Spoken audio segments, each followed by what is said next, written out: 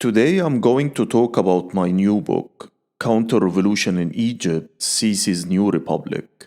This is the book I've been working on for so long that at some point it stopped being a project and started being a personality trait. It's not a memoir, it's not a manifesto, and it's definitely not self-care. It's what happens when you spend years staring at a police state and decide to write down in painful detail how it actually works, who runs it, and why it keeps getting worse instead of collapsing like it's supposed to. The short version is this. I wanted to understand why the 2011 revolution didn't just fail, but produced something far uglier than what came before. And no, the answer is not because Egyptians love strong men or because Facebook revolutions don't work or any of the other lazy takes people use when they want to sound clever without doing homework. The book starts from a very simple idea. Repression is not always random, it's organized. It has institutions, budgets, rivalries, career paths, and office politics. A lot of very bad things happen not because someone is evil, but because someone wants a promotion. For decades, Egypt's coercive institutions were fragmented.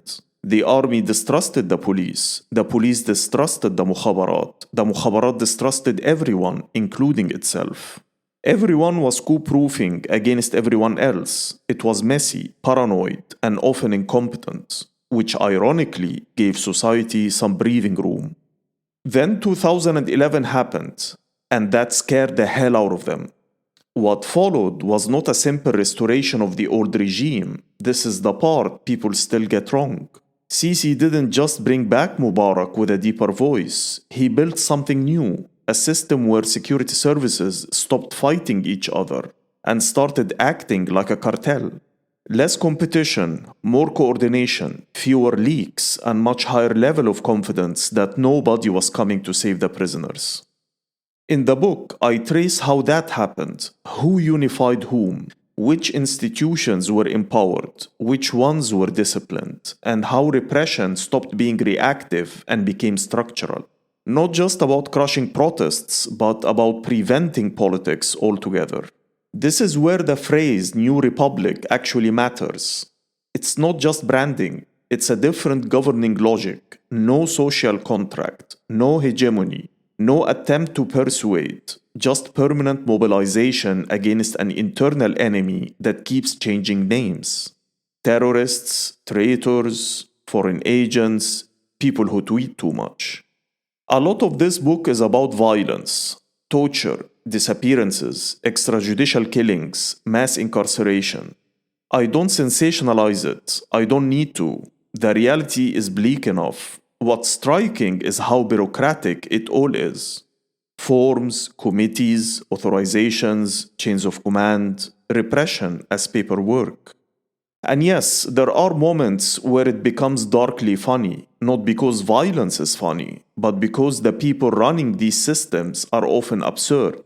Petty rivalries, ego clashes, turf wars between agencies that all claim to be defending the state while actively undermining each other. At times, it feels less like a grand authoritarian strategy and more like an extremely well-armed office with unresolved HR issues. The system could be described as permanent emergency mode, which is impressive because Egypt has been under emergency law for most of my adult life. At some point, emergency just becomes normal, and when everything is an emergency, anything becomes permissible. The book also takes aim at the war on terror narrative, which has been one of the most useful lies of the past 3 decades. In practice, it became a war on politics, on labor, on dissent, on memory, on the idea that society has agency at all. And let's be clear, the system doesn't operate in isolation. It's armed, trained, funded, and politically shielded by foreign allies, who like to talk about stability while quietly redefining it as silence. If this all sounds bleak, here is the part people sometimes miss.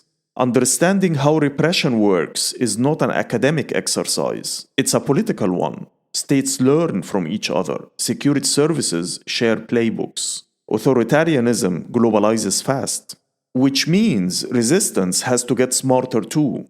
This book is my attempt to take the regime seriously as an object of study, not as a cartoon villain, not as an all powerful machine, but as a system with strengths, weaknesses, contradictions, and limits. You cannot challenge power you do not understand, and you definitely cannot dismantle a police state by pretending it's just bad personality at the top. So, yes, this is a heavy book, but it's also a useful one, especially if you're tired of analysis that explains everything except how power actually functions. Now for the shameless part. Counter-revolution in Egypt, Sisi's New Republic, is coming out soon with Verso, and it's available for pre-order right now. Pre-ordering matters more than the publishers admit. It helps the book travel, it helps it reach people who don't already agree with me, and it quietly annoys a few people in uniform, which I consider a public service. So pre-order it, read it, argue with it, give it to someone who still says, but at least there is stability, and see how that goes. Thanks for listening, and remember, repression thrives on confusion, silence, and bad analysis. Let's not give it any of those.